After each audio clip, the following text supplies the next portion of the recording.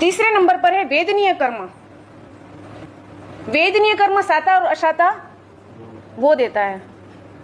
पहले कौन सा बताओ, साता या असाता? साता। सबको पहले साता चाहिए, लेकिन साता कब आएगी? असाता जाएगी तो आएगी ना। तो पहले हमको असाता समझना है। असाता नाम का जो कर्म हमारा, जो असाता का उदय आता है, वो कैसे क्यों होता है? दूसरे को दुख पहुंचाने से, हिंसा करने से। पता है कि इस मार्ग पे चींटियां बहुत ज्यादा है, फिर भी उसी मार्ग पे बिना उपयोग के चलने से। एक और बात बताती हूँ, अभी बारिश का मौसम है ना, आपके घर के आगे पीछे देखना होगा, अपना काई जम गई होगी, ग्रीन ग्रीन कलर की काई जम गई होगी, उसके ऊपर चलना, वो निगोद है। निगोद वो क्या है? निगोद है। उसके ऊपर नहीं चलना है। हमें ये सावधानी रखनी है, इतना उपयोग रखना है कि अगर वो काई वाला रास्ता है और बिना काई वाला रास्ता है, तो हमें वो जो बिना काई वाला रास्ता है ना, थोड़ा उस रास्ते से मुड़ के चलो, वो काई वाले रास्ते पर नहीं चलो। तो ये तो स्थूल दृष्टि से हमने देखा कि किसी चींटी को मारा, कोई जीव की हत्या करी हमने, तो वो हिंसा से क्या होगा? हमारा असाता वेदनीय कर्म बंद होगा। लेकिन एक दूसरी बात है, किसी जीव को ये जब प्राण हिंसा, ये क्या है? प्राणों की हत्या करना प्राण हिंसा है। लेकिन भाव हिंसा भी शास्त्रकार भगवंत ने बताई। भाव हिंसा यानी कि क्या? किसी के मन को दुख पहुंचाना, कि कैसे ऐसे शब्दों का प्रयोग करना कि सामने वाला हर्ट हो जाए, उससे भी आपका क्या होगा? असाता वेदनीय कर्म का बंद होगा। आपको असाता उदय में आएगी। मेरे को लग रहा है आप डिप्रेशन में तो नहीं चले जाओगे? नहीं, आपके चेहरे देख के मेरे को ये लग रहा है कि बाप रे बाप, इतना पल्योपम और सागरोपम का नाम सुना? पल्योपम किसको कहते पता है? उसका नाप पता है आपको पल्योपम का? है? नहीं, मैं वो नहीं करूंगी। पल्योपम यानी कि क्या? 13 किलोमीटर का खड्डा है, इतना ही गहरा, इतना ही लंबा, इतना ही चौड़ा, कितना 13 किलोमीटर का खड्डा भरा पड़ा है। ठीक है। अब वो खड्डे में जो नवजात शिशु होता है ना, उसके बाल, जिसके बाल के 2 टुकड़े ना कर पाए, इतने बारीक, इतने छोटे छोटे बालों से वो पूरा खड्डा हमने भर दिया कि उसके ऊपर से चक्रवर्ती सैन्य भी चला जाए ना, तो भी वो बाल हिले भी ना, थोड़ा भी ना हिले, ऐसे भर दिया। 100 साल में एक बाल का टुकड़ा निकालना है। ठीक है। वो जब खड्डा खत्म होगा, तब एक पल्योपम का समय हुआ। कितना? और भी डिप्रेशन में चले गए। नहीं, अब सुनो, ये पल्योपम हुआ ना, एक पल्योपम। ठीक है। अब 10 करोड़ पल्योपम इंटू 10 करोड़ पल्योपम इज इक्वल टू 1 सागरोपम। 10 कोड़ा कोड़ी पल्योपम बराबर 1 सागरोपम। देवगति का आयुष्य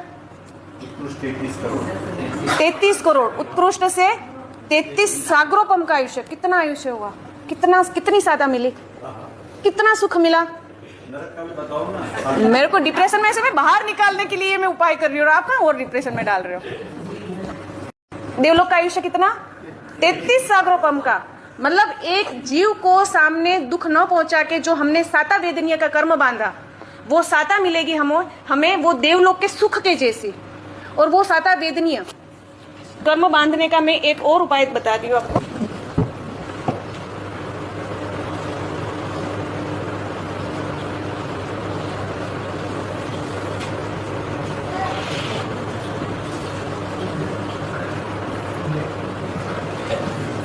क्या संख्या है ये?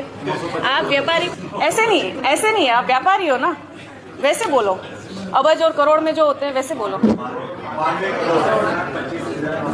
करोड़ 25,925। ये मैंने रुपए नहीं लिखे हैं। क्या लिखा है मैंने? ये कोई साल भी नहीं लिखा मैंने, ये मैंने पल्योपम लिखा है। इतने एक पल्योपम यानी कि मैंने क्या बताया? 13 किलोमीटर का खड्डा जब खत्म होगा, 100 वर्ष में एक बाल निकालना, वो सिर्फ वो समय कितना? एक पल्योपम का समय। ठीक है। वैसे एक पल्योपम की बात नहीं कर रही हूँ, इतने 92 करोड़ और ऊपर जो हो रहे, उतने पल्योपम की साता वेदनीय का बंद होता है। किस चीज से? एक सामायिक करने से। निकले बाहर थोड़े डिप्रेशन में से। एक सामायिक करने से, केवल एक सामायिक। एक पल्योपम का नाप आपने सुना, आपको लगा कि बाप रे बाप, इतना समय कि 100 साल में एक बाल निकालो, पूरा 13 किलोमीटर का। वो तो हमारा नाप है 13 किलोमीटर, ज्ञानियों की भाषा में तो वो बहुत बड़ा होता है खड्डा, 13 किलोमीटर का नहीं होता है। फिर भी 13 किलोमीटर का गड्ढा, अगर उसमें से एक 100 साल में एक बाल निकाल रहे हो, वो केवल एक पल्योपम का समय है। तो ये तो कितने पल्योपम, और ये पल्योपम का लाभ हमें ज्ञानी भगवंतों ने बताया केवल एक सामयिक से। अरे बापा, आ पूरा संसार बाकी पड़ो छे पाछळ। एक बार नारकी में अगर पटक दिए गए तो 33 सागरोपम तक सैनिक महाराजा भी वो दुख भुगत रहे हैं। फिर तो हम यहाँ बैठे बैठे अगर हमको साधन मिला है ऐसा, तो हम बैठे बैठे एक सामयिक कर कर अगर इतना हम साता वेदनीय बांध सकते हैं तो क्यों ना बांधे। साता वेदनीय बांधा यानी कि ये इनडायरेक्टली यही हो गया ना कि साता वेदनीय बांधा यानी नरक का आयुष्य नहीं मिलेगा, क्योंकि नरक में तो असाता ही है, तो इनडायरेक्टली हो गया ये।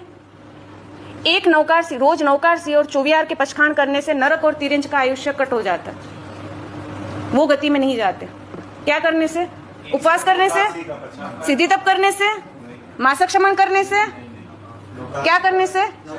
केवल नौकारसी और चौवियार करने से। और सुबह जब आप 5:45 बजे पानी पी लेते हो, उससे अच्छा कि आप देख लो भी नौकारसी कितने बजे आती है, तो उस समय पर 6:15 बजे नौकारसी आ रही है तो 6:15 बजे मैं पानी मुंह में रखूंगा, नौकारसी का पचखान लेके 3 नौकार गिन के, और तभी पानी पीऊंगा। बैठे बैठे अगर इजी आपका मुनाफा हो रहा है, इतना अच्छा बिजनेस हो रहा है घर पर बैठे बैठे। चौथे नंबर पर है मोहनीय कर्म, आत्मा के आनंद गुण को खंडित करने वाला, श्रद्धा और चारित्र को गुण को ढक देने वाला। 8 कर्मों में जो मोहनीय कर्म है ना, वो सबसे खतरनाक कर्म है। और मोहनीय कर्म ऐसा है ना कि हर बार वो आत्मा मोहनीय कर्म को ज्यादा बांधता रहते हैं। सबसे पहला अधर्म का सेवन करने से, अधर्म के मार्ग में चलने से मोहनीय कर्म का बंध होता है। दूसरे नंबर पर विषय भोगों में आसक्त होने से, इंद्रिय जन्य सुखों में आसक्त होने से, उसमें अपने होश गंवाने से, क्रोध, मान, माया, लोभ, कसाई की परिणति का आचरण करने से मोहनीय कर्म का बंध होता है। क्रोध करा यानी मोहनीय कर्म का बंध हुआ। अभिमान किया, मेरे जैसा होशियार कोई नहीं, मोहनीय कर्म का बंद हो गया। दूसरे भाव में जब होगा कोई होशियारी नहीं मिलेगी, कुछ नहीं मिलेगा। तीसरे नंबर पर किसी को धोखा दिया, वो मोहनीय कर्म का बंध होता है कि जब उदय में आएगा, तब हम मूढ़ हो जाएंगे, उस समय पर मूर्छित हो जाएंगे कि जब इस भाव में हमने दूसरों को मूर्छित किया है।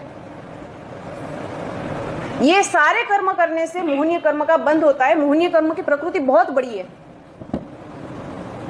ज्यादा हास्य करने से और ज्यादा शोक करने से भी मोहनीय कर्म का बंध होता है। एक निर्दोष जो हास्य होता है ना, वो बात अलग होती है, लेकिन किसी की मस्करी मजाक करने से जो हंसने की जो आनंद आता है, उससे मोहनीय कर्म का बंध होता है। कि इतनी मजाक करी किसी की कि सबके बीच में उसको अपमानित होना पड़ा, उसको फील हुआ कि वो अपमानित हो रहा है, उस तरह से हमने उनकी मजाक करी सबके सामने। हमारा कौन सा कर्म बंधा? मोहनीय कर्म बंधा। अप्रैल फूल में करते हैं हम, कई बार करते हैं ना, छोटे छोटे मजाक में हमको ये लग रहा है कि चलो अप्रैल फूल बना दिया, आज अप्रैल फूल है, और किसी की मजाक उड़ा दिया हमने, किसी को गलत बोल के बोलो वो आपको बुला रहा है जाओ। हमारे आनंद के लिए वो बात हुई, लेकिन वो दुखी हुआ, उसको परेशानी हुई, और हमने हास्य कर्म बांध लिया। कोई दुखी होते हैं, हमको आनंद आता है, ये पर पीड़न वृत्ति कहती है। क्या होता है? पर पीड़न वृत्ति कहते हैं उसको, यानी कि दूसरों को पीड़ा पहुंचाने की क्रिया। किसी से दुश्मनी होती है ना, अपन उनको मुंह पे नहीं बोल सकते, तो हम क्या करते हैं पता है? एक बीच का रास्ता निकालते हैं। अगर वो वहां पे खड़ा हो ना, तो उसके बारे में बोलना है, लेकिन उसका नाम नहीं लेना है, लेकिन ऐसी चालाकी से हम उसको सुना देते हैं कोई बात। ये हमने क्या करा? कपट किया, माया करी, और उसको तो दुख पहुंचा कि भले ही वो मेरा नाम नहीं ले रहे, लेकिन वो मेरे बारे में ही बात कर रहा था। तो वो हमारा मोहनीय कर्म का बंद हुआ। 5 मिनट का आनंद कि हमारे मन को ऐसे सादा पहुंचेगी कि अच्छा हुआ, चलो इस बहाने उसको सुना तो दिया मैंने, अब उसको पता चलेगा। कुत्ते को परेशान करना, पता है, मैं आपको एक फैक्ट बताती हूँ। आपके पैसे, किसी के पास से आपको पैसे लेने हैं, लेकिन वो पैसे आ नहीं रहे हैं, कितने ही फोन कर रहे हो, अपन क्या बोलते पता है ना, कि देखो देने के समय पर वो तो आ गया था लेने के लिए, अब जब उसके देने का समय हुआ तब वो सुन ही नहीं रहा है, आ ही नहीं रहा है, मेरा फोन ही नहीं उठा रहा है। वो बोलता है 5 तारीख को आना, 5 तारीख को मैं आपके पैसे दे दूंगा। 5 तारीख गई, वो बोल रहा है कि 20 तारीख को आना। होता है ऐसा? होता है ना। उसका कारण क्या हो पता है? कुत्ते को जब रोटी देनी होती है ना, हमारे आनंद के लिए क्या करते हैं? कुत्ते को रोटी दी, हाथ ऊपर कर लिया, कुत्ते को ऐसे रोटी दी, वापस हाथ ऊपर कर लिया और इसको परेशान किया। वो हमारे आनंद के लिए रोटी देनी है, हम देंगे भी सही उसको, पूरी रोटी खिलाएंगे, लेकिन तड़पा तड़पा के उसको, बस वो आपको पैसे देने बाकी होते हैं ना, वही करता है। 5 तारीख को आना, 20 तारीख को आना, 25 को आना, ये मोहनीय कर्म का बंध हुआ। ये सारे कारण जो है वो मोहनीय कर्म बांधने के, उससे बचना है तो रोज की ये जो हमारी प्रवृत्ति है ना, वो प्रवृत्ति को बंद करनी पड़ेगी, तभी मोहनीय कर्म का क्षय होगा। एक वेश्या और एक साधु का मकान था, सामने आमने सामने ही था। साधु इतनी भक्ति करता था भगवान की, इतनी साधना करता था, इतनी मालाएं फेरता था, और सामने एक वेश्या का भी मकान था। और वेश्या का तो जो काम है, परपुरुष इतने आ रहे हैं उसके, हर एक रोज नए नए पुरुष आ रहे हैं।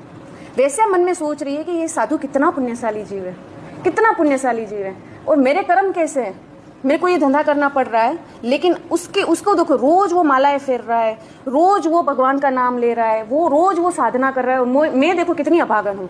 और साधु भी उस वेश्या को रोज देखता है, बोल रहा है देखो कैसे कर्म लेके आई है, कैसे खराब खराब काम करने पड़ रहे, इससे तो मैं कितना अच्छा, देखो मैं कितनी साधना कर रहा हूँ, और वो देखो कर्म बांध के वो तो नरक में ही जाएगी, उसको तो नरक में भी स्थान नहीं मिलेगा।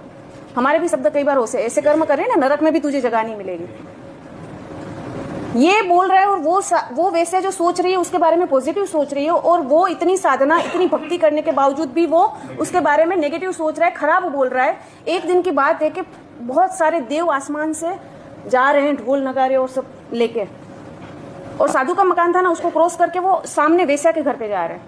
वो साधु बोले क्यों भाई देवता है, आप तो रास्ता भूल गए हो, मैं इधर हूँ, इधर यहाँ पर आओ, मैं भगवान की भक्ति करता हूँ, मैं इतनी साधनाएं करता हूँ, आप वहां कहाँ जा रहे हो? तो बोले कि वो वेश्या को तो केवल ज्ञान प्रकट हो गया है। बोले उसको, बोले कि हाँ वो वेश्या को केवल ज्ञान प्रकट हो गया, क्योंकि अपने बारे में अपनी दुष्कृत की गर्हा करते करते कि मैं जो काम कर रही हूँ वो बहुत खराब है, मैं जो काम कर रही हूँ वो और आपकी सुकृत की अनुमोदना करते करते उसके सारे कर्म क्षय हो गए हैं, और आपने तिर्यंच योनि का कर्म बांध लिया। फिर हम कहते हैं कि इतना धर्म करने के बाद मुझे दुख क्यों आते हैं? क्यों आते हैं दुख?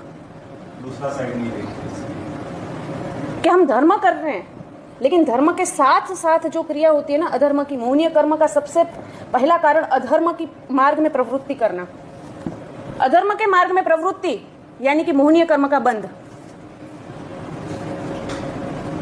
कुत्ता जो होता है ना, पशु जो होता है ना, पशु क्या होता है, जहां देखो वहां पे मुंह डालता है खाने के लिए। मनुष्य भी क्या करता है, जहां देखो वहां पे अपना उसमें डाल देगा सर, जो आएगा वो मुंह में। तो पशु और मनुष्य में फर्क क्या रहा?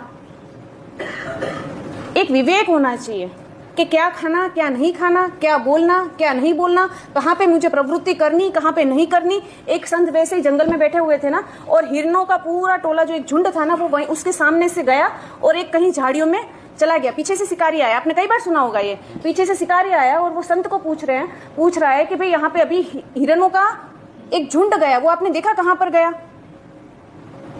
तो वो संत थोड़ी देर मौन रहे, नहीं बोले, लेकिन फिर सोचा, वो बार बार पूछ रहा है कि अगर मैं बता दूंगा उसको कि यहाँ पर गया है तो वो उसके पीछे जाएगा, हिरणों को मार देगा। उसने, संत ने गलत मार्ग बताया कि वहां पर गया है।